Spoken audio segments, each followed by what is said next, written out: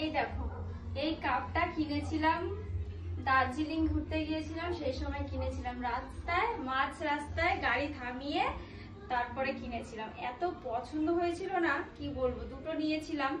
তোমাদের দাদা ভাই আর আমি খাবো, ও তো খেতো না চা, কিন্তু ওকে যখন কফি বানিয়ে দিতাম তখন দিতাম।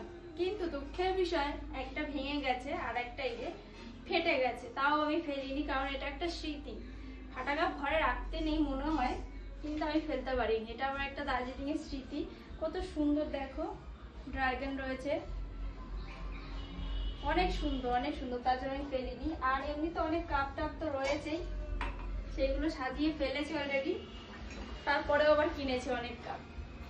এগুলো এগুলো রেখে দেবো, এগুলো ভেঙে গেছে। অনেকে না ছোট মানে অল্প চা খেতে চায়, আমি বাপু আবার অল্প চা খেতে পারি না। আমার শাশুড়ি এই যে একটা দেখেছো, এইটা ভরে ভরে চা খেতাম, তারপরে এটাতে খেতাম, তারপরে এই যে এটাতে খেতাম, মানে বড় বড় কাপে আমি চা খেতে ভালোবাসি।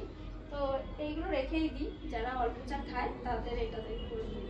আরো কটা ছিল, সব ভেঙে গেছে।